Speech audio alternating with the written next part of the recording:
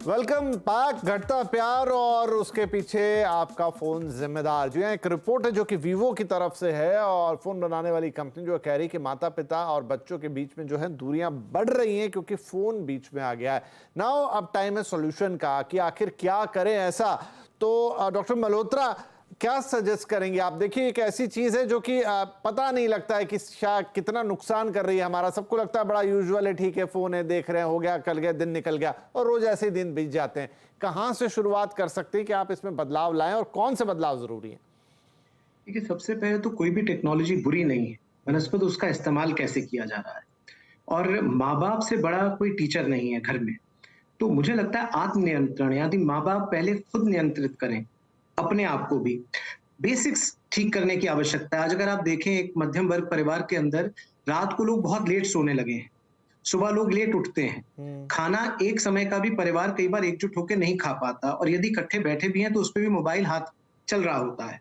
तो ज़रूरी है कुछ समय तो आप बिल्कुल मोबाइल का इस्तेमाल ना करें, ख़ास तौर पे जब आप वॉशरूम में हैं, जब आप बिस्तर पे लेट रहे हैं सोने के लिए या फिर आप खाने के मेज़ पे हैं।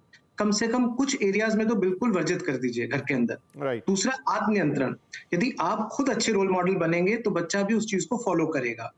फिर जब भी कोई चीज़ बच्चे को यदि हम सिखाते हैं या उसके हाथ पकड़ाते हैं टेक्नोलॉजी, तो उसका सही और गलत उपयोग क्या है, इसके बारे में भी उसको कुछ जानकारी देना आवश्यक है।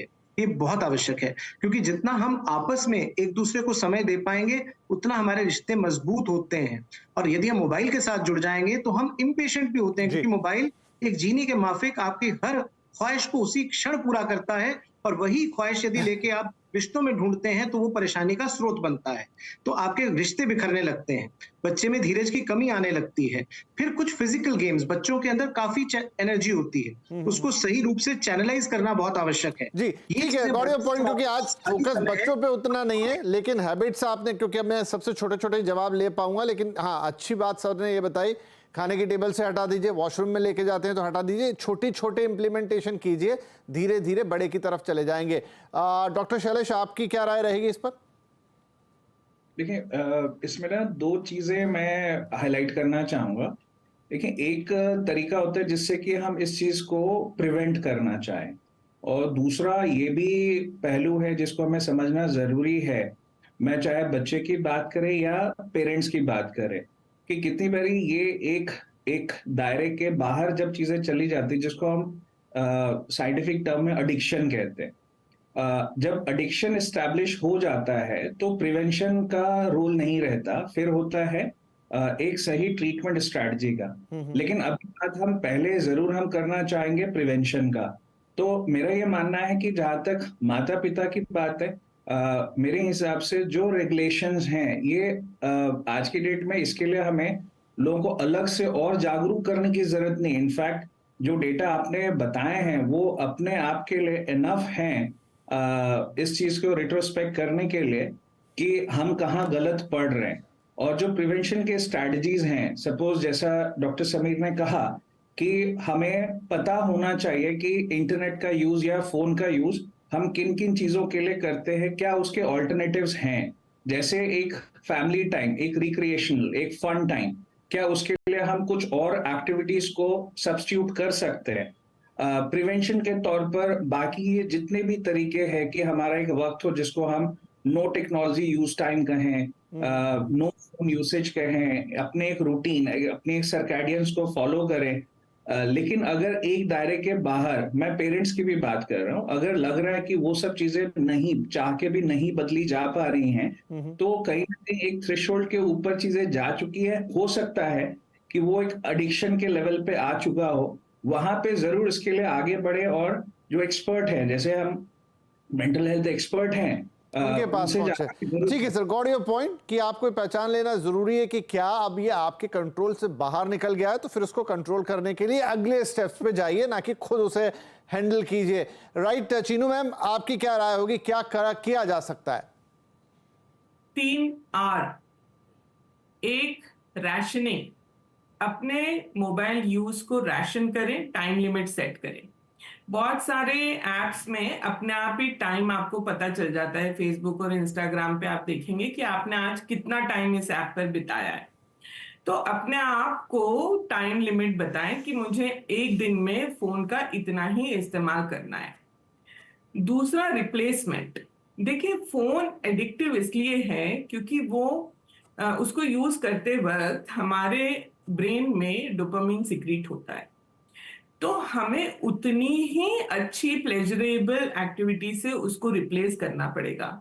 उसको आप बोरिंग एक्टिविटी से रिप्लेस नहीं कर सकते। तो आप फोन के इस्तेमाल की जगह योगा नहीं कर सकते, पर जुम्बा कर सकते हैं। तो जो एंटरटेनिंग एक्टिविटी हो, जिसमें आपको उतना ही अच्छा महसूस हो, प्लेजरेबल फील हो। और तीसरा जो है रिलैक्सेशन। देखिए, मैंने बताया कि स्ट्रेस के लिए कोपिंग मैकेनिज्म बनता जा रहा है ये।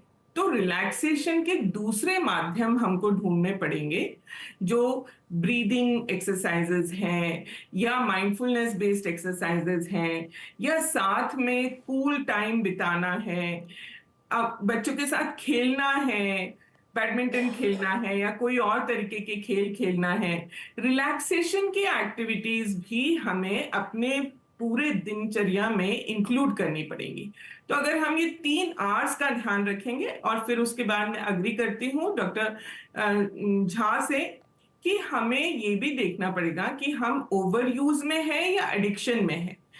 ओवर यूज से एडिक्शन की तरफ हम बहुत जल्दी बढ़ जाते हैं, और अगर हम एडिक्टेड हो चुके हैं तो हमें साइकोथेरेपी और अगर जरूरत हो तो मेडिकेशन की भी मदद लेनी चाहिए। इसमें कोई बुराई नहीं है। हमारा लाइफ का क्वालिटी अगर ट्रीटमेंट से इंप्रूव होता है तो हमें जरूर उसके लिए जाना चाहिए। बिल्कुल। तो देखिए, गंभीरता समझिए इस विषय की कितनी है कि एक लेवल के बाद आपका फोन आपको किसी डॉक्टर के पास या फिर एक साइकोथेरेपिस्ट के पास पहुंचा सकता है। मतलब अगर आप उसे करेक्ट करना चाहें और सच में कुछ करना चाह रहे हैं तो फिर आपको एक थेरेपिस्ट की मदद जरूरत पड़ सकती है।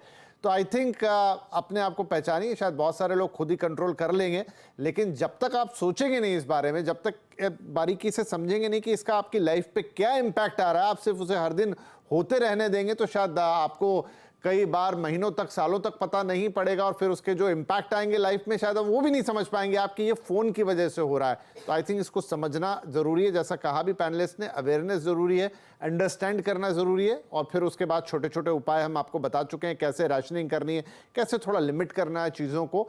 और अगर फिर भी ना हो तो शायद आपको एक्सपर्ट्स के पास जाना पड़ेगा। लेकिन इसकी गंभीरता को मानिए, चाहे बच्चे हों चाहे बड़े, कि अगर आपने एक लेवल के ऊपर अपने आप को एंगेज किया है, एडिक्शन के लेवल पर पहुंच गए हैं, तो फिर आपके लिए ये तकलीफें जीवन में बढ़ती चली जाएंगी। बहुत शुक्रिया आप तीनों ही मेहमानों का, बहुत अच्छी बातें आपने बताया, आई होप ये काफ़ी सारे दर्शकों को मदद करेगी। नमस्कार।